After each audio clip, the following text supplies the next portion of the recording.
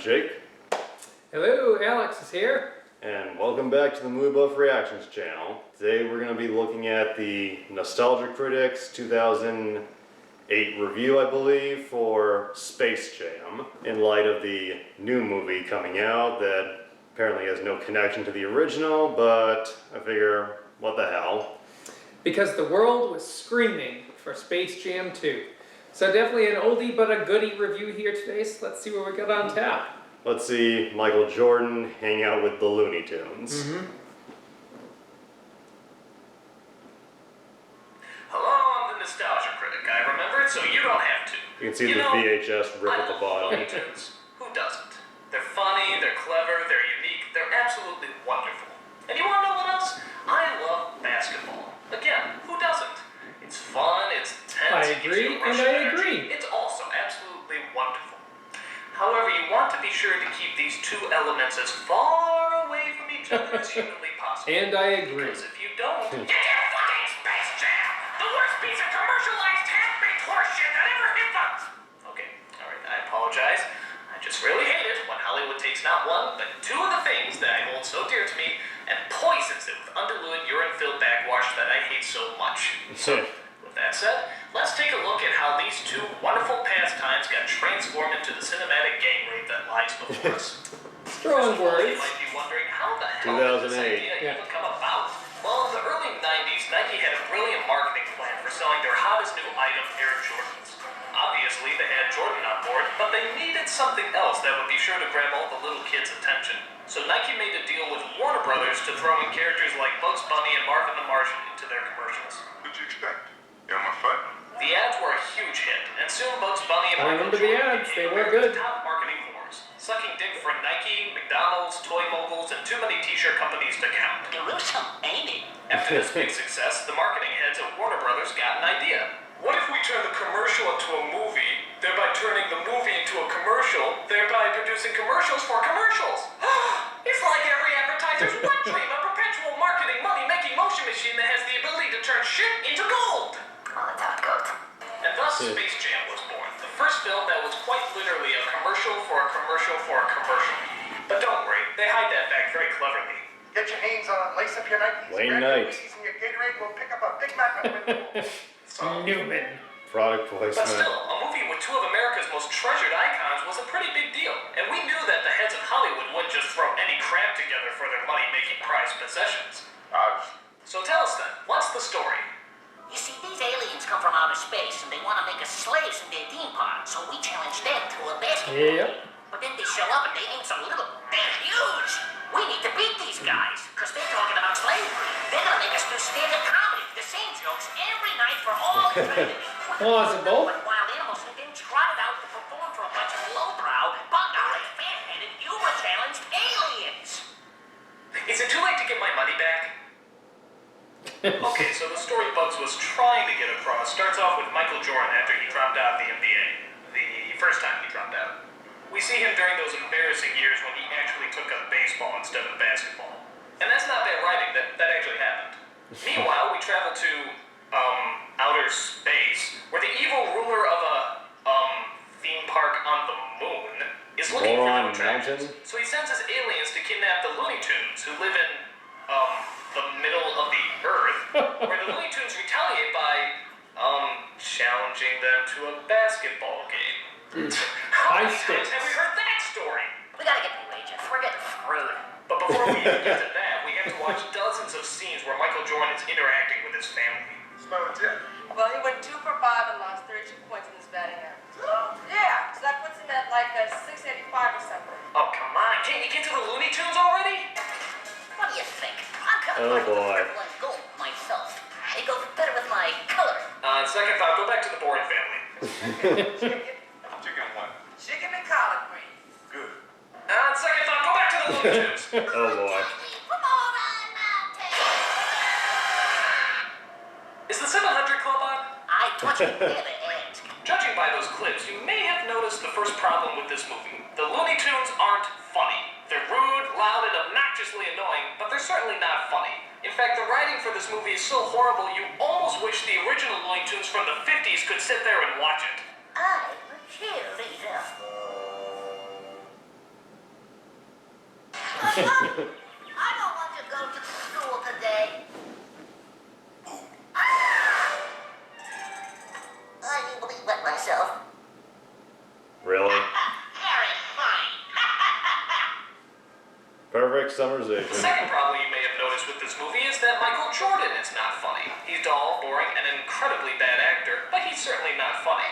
In fact, I don't even think he knows he's in a movie. I think they just followed him around with cameras and then painted some cartoon characters in the background. Probably. Getting back to the story, the aliens decide to go back to our world and try to get some extra strength. While there, they sit next to the wife from Everybody Loves Raymond and the guy who did the voice for Homer Simpson. Dan How Castellaneta. random. So the aliens steal all the talent from some of basketball's greatest players. We're fine. It's just some psychosomatic deal or something to do with the moon or the line of the planet. Wow, it looks like they Of took their course. acting talent too. That stinks. So the aliens become giant monsters which the Looney Tunes can't possibly defeat. So they get the help of Michael Jordan and his wormy little assistant played by Wayne Knight, who I was surprised to find out is not a cartoon character. Oh yeah? Who says? So the game is on, and all the Looney Tunes join forces to stop the evil aliens in a universal space jam. Which still sounds strange to me, I don't know. When I think of Space Jam, I think of that stuff they used in Spaceballs to block out the rain. So all your favorites are there for the lineup, including Bugs, Daffy, Porky, Taz, Elmer, Lola, Tweety, Marvin, Wait a minute! Who the fuck is Lola?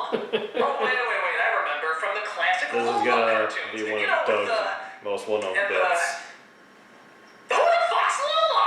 Lola turns out is a girl bunny they created to bring in more of the female demographic. Unfortunately, they didn't really make her fun, silly, goofy, or zany. In fact, Like they most didn't give her female any personality demographic at all. characters. They just tried to pose her off as some sort of strange sex symbol, which is kind of weird because she is in fact a rabbit. She's not a person, she's a rabbit. If it was a person, maybe it would make a little bit more sense to make her a sex symbol, but she is in fact a rabbit. Why would anyone want to fuck a rabbit? What sense does that make? Rabbits aren't sexy, rabbits Really are... before he discovered I mean, look furries. at her. They dress her in skimpy clothes, they make her wear short shorts. Oh, and here's the biggest insult of all. They actually gave her bunny boobies. Bunny boobies! Huh? I mean, what kind of Bunny sick, twisted boobies. pervert actually gives a cartoon character bunny boobies? I mean, if that Hasselpfeffer hussy actually has female genitalia, what does that mean the other Looney Tune characters have? Oh my God, balls! Stop! Okay, alright. Let me make one thing perfectly clear to all you Warner Brothers representatives out there. We don't want to fuck bunnies. Well, I can't believe I have you to say don't, this. but We there's a lot don't of wanna freaks fuck out there that bunnies. probably would. I mean, we're people. Therefore, we like to fuck other people. I'm sure there's some small percentage of people out there that like to fuck bunnies, but that hardly seems like a very profitable demographic. I mean, I put it to you. Have you ever seen a bunny that you actually had the hots for? That doesn't count. Okay, so aside from promoting bestiality to kids, the film also has the worst camera shots in the entire world. That is to say, they're all extreme close-ups. Seriously, I feel like all the characters in this movie are about to French me. These shots are so Yeah. close, I keep thinking the camera's gonna hit them in No the face 3D. like in the opening of Aladdin. Too close. A little too close. So all the Looney Tune characters, Bugs, Daffy, Taz, Ho, and so forth, pretty much get their animated asses handed to them. And trust me when I say no one is spared. Dude, did they just beat the shit out of Granny? They did! They just beat the shit out of Granny! They actually tackled, punched, and kicked an innocent old lady who never harmed anyone in her life! Can I see it again? One more time. Oh my god, I could watch that forever. But unfortunately, the movie continues, and it turns out that Michael Jordan and his Looney Tunes are actually short one player. Who could they possibly get? Oh no, Bill! What are you doing? You still got a career to lose! Perhaps I could be of some assistance. Go! Get out! There's still time! Look, you made it through larger than life, and you made it through The Man Who Knew Too Little, but I just don't think you can survive And this! Too Little is actually pretty good. Okay, I'm gonna give you the name of a director here, Sofia Coppola. She's kind of a newcomer, but she has a lot of promise. Just think about it. Very funny. Of course, it comes down to a tied game, and it's up to Michael Jordan to score the final point. But in a stunning turn of events, they actually don't win. They lose the game, defying all cinematic conventions. Michael Jordan Jordan finds out that he is an imperfect human being, a fallen hero. He discovers the burden of responsibility that having such great power requires. Deep. But Uh-huh. he also finds that strength comes from the mind and soul, and not just from athletic accomplishments.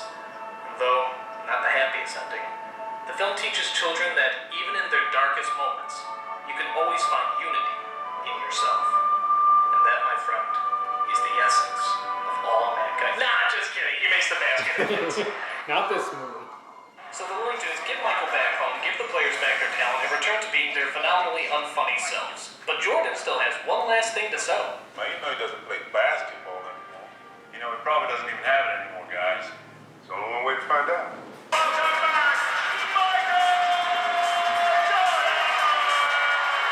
Oh, I see. It's because of the Looney Tunes that Michael Jordan came back to basketball.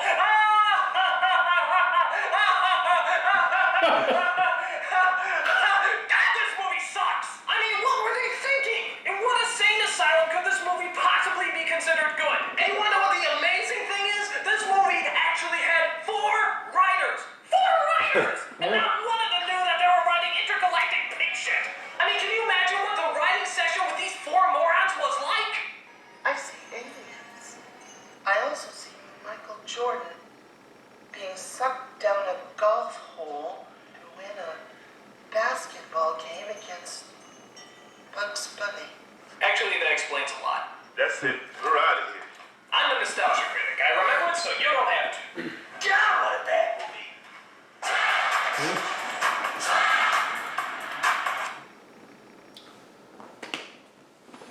Well then.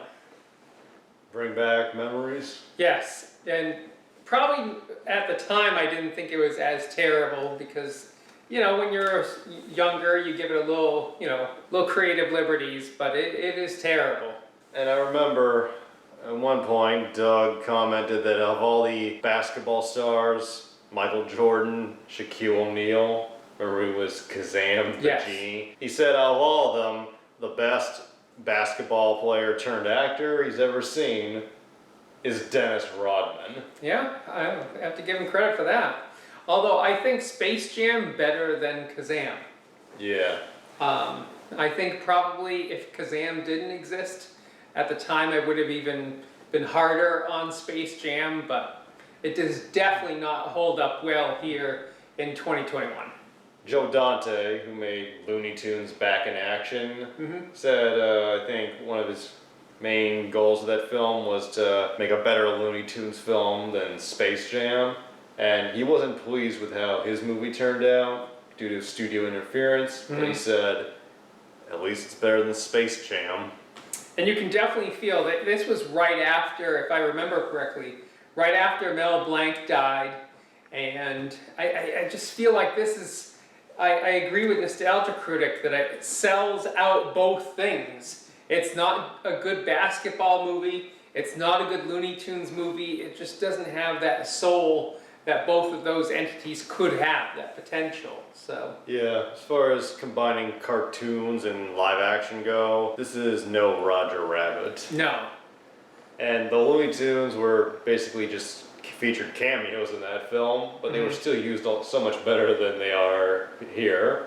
Yeah. And what did you think of Doug's review, like how he went about it? I think it was dead on.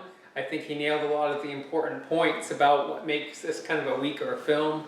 And especially you get that commercial feel. It's all one big product placement of this piece here. You never get the real sense that this is a needed, real storyline. Yeah, totally. And as far as Doug's style goes, he had a lot of funny jokes here, but this was definitely during his early phase. I think when YouTube could only allow you to make a video of a certain length, and like there was like a 10-minute time limit. And I feel like Doug, he can be funny in the short run, but I think he works best when he has no time limit, because while there are some funny jokes here, and they did make me laugh, they went by really fast. I think Doug is better when he doesn't have to like be under a time crunch. I felt it was still effective though, and he was definitely animated. You know, you get that energy that he usually brings to his reviews here. Especially when he has to cut back and forth. He's like, go to Jordan, collard greens and chicken, go to the Looney Tunes. Yeah, it's and all just their shit. thinking back, there's so many stereotypes there. And I think one of the most regrettable pieces, I mean, the Looney Tunes, like he said, it's just not even funny for Looney Tunes. Looney Tunes is classic, you know, and there's so many good bits and the voices and all of the remarkable work that was done on Looney Tunes over the years. The other piece, though, is that I agree, it never really felt like it melded well. You didn't feel like Michael Jordan knew what was going on. And I think Michael Jordan has some talent, obviously basketball talent, but I think also some acting potential. He's a likable person. He was always likable, even though I was a Knicks fan growing up. You know, and I enjoyed the time that he was away from basketball because then the Knicks had a little bit of an advantage. He still was always likable. Definitely something that LeBron James doesn't have going for him. I don't find LeBron James likable. I'm looking forward to that movie even less. But you don't even really get that piece of it, you know. Michael Jordan was everything back in the 90s, and it swings and misses. Quite similar to the baseball experience. And Bill Murray and Wayne Knight. Wayne Knight, he's one of those comedic actors who can really give a strong performance, but this appears to have been a paycheck job. But you know what? I hate to say it, but I think Wayne Knight did, compared to other Wayne Knight work, like he was as close to the talent level as he usually brings in a good film. It's just that everything around him was a disaster. Like I didn't find any fault in Wayne Knight in particular. It was just everything, the crap sandwich around him, you know. And Bill Murray plays himself. Thoroughly unnecessary. Yeah, like where did that come from? Right. And Oh, he saved the day. Oh, okay. Now it. So I think Doug nailed it right there at the beginning when he had, you know, Bugs Bunny laying out the plot line, and you just scratch your head, even at the basic plot line, and how exactly, I like how he tied it in at the end there with the writers at the seance or whatever. Yeah. You know, it's good. a head scratcher. The plot line doesn't make any sense. What's the need for this film to exist? Good use of the seance clip. And the bit where he talks about Lola Bunny, who has become a reasonably popular character with the Looney Tunes these days. But the part where he talks about how she was apparently brought in just to appease the female demographic, or what the higher ups thought the female demographic would want. And the part where he says, they gave her bunny boobies, that became like one of the Nostalgia Critic clips that people just like to quote endlessly. Yeah, just if Doug was like, I mean, this is already his edgier years, but surprised he didn't work in the phrase furry tits. And the part where he talks about nobody wants to fuck bunnies or rabbits, I'm like, give it a few years. There's gonna be a whole crowd that comes in for that soon. Whatever floats your boat. So all in all, I enjoyed this review. It was short, but funny. The movie, terrible. Yeah, the movie doesn't look appealing, even in review format, but Doug's jokes make it somewhat bearable for at least 10 minutes. And it's aged even worse. So I don't know what possessed people to think that we need a Space Jam 2. LeBron, same reason as the first one, marketing and LeBron. And money, yeah, and a gigantic ego that needs to be satisfied. And I'm not gonna see it, and apparently your youngest kids haven't heard of it, so it looks like you might be spared. I certainly hope so. But it probably will make good reviewing material in the next year or two. Or a few months, because everything's going straight to streaming these days. Yeah. Anyway, thanks for watching. We thought this would be a fun little tie-in, and we'll see you again very soon.